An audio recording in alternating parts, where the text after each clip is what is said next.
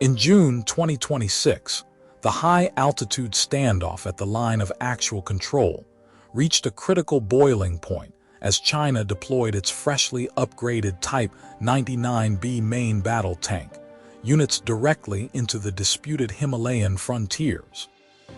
This aggressive forward deployment by the People's Liberation Army effectively rendered India's newly tested 25-ton Zorawar light tank vulnerable and tactically exposed before it could even achieve full operational capability.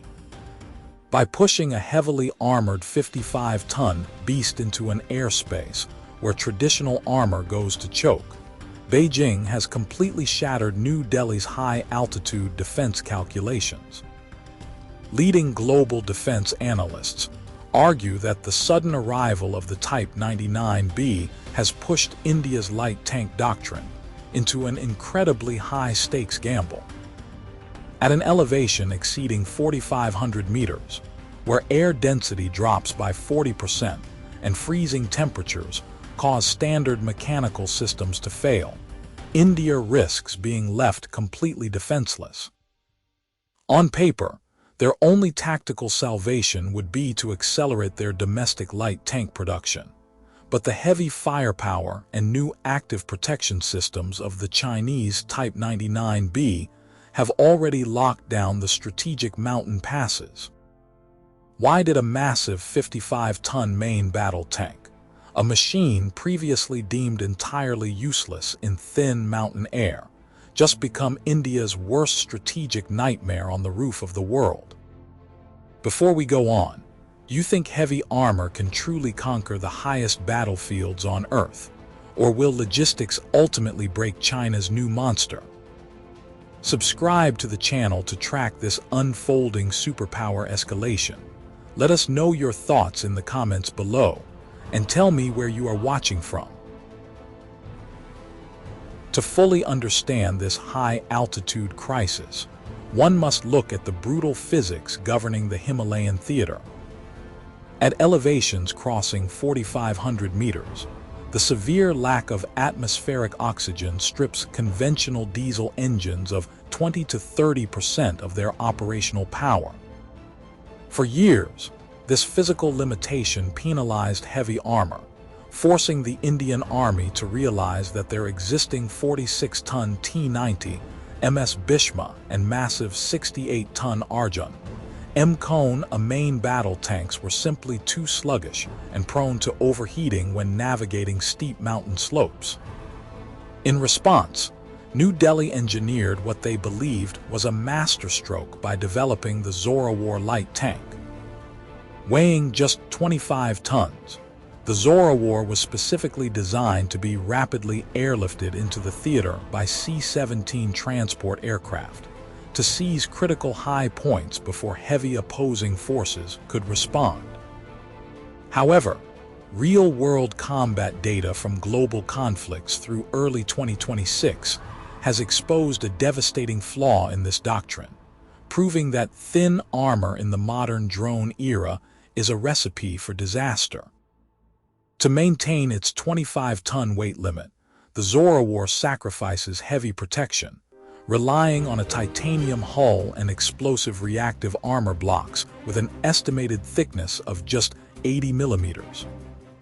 This leaves the vehicle completely vulnerable to modern top attack, anti-tank missiles, and loitering munitions. Furthermore, the Zorawar is a complex foreign-dependent platform, utilizing a John Cockerill 3105 turret from Belgium, a Renk transmission from Germany, and a Cummins engine from the United States. This heavy reliance on Western supply chains has driven the projected cost of each light tank to nearly $4 million. Indian military planners now face a punishing economic and tactical dilemma, as they are left with a highly expensive, thinly armored asset that remains entirely defenseless against a heavily protected opponent. While India scrambled to patch up its light tank vulnerabilities, China's defense industry took a completely different path by refusing to compromise on heavy armor. Built by the state defense giant Norinco, the newly updated Type 99B main battle tank successfully bypasses the environmental traps of the Himalayas. Instead of slimming down to match the light tank profile, the Type 99B retains its crushing 55-ton stature, but counters the thin atmosphere with a heavily modified twin-turbo diesel engine, delivering a massive 1,500 horsepower. Official training footage broadcast by China Central Television 7 in late 2025 demonstrated that this engineering breakthrough allows the armored giant to achieve a blistering speed of 80 kilometers per hour across icy high-altitude plains. Because of China's massive domestic manufacturing infrastructure, each Type 99B costs only between $4,500,000 and $5 million, maximizing fiscal efficiency. To neutralize the modern drone threat that endangers light hulls, the Type 99B integrates the state-of-the-art GLsix active protection system. This advanced shield uses 4 miniature phased array radars mounted on the turret to provide continuous 360-degree tracking, automatically intercepting top attack anti-tank missiles and loitering drones at a safe distance of 10 to 50 meters before they hit the hull. Tactically, the Type 99B operates as a high-tech network centric warfare hub.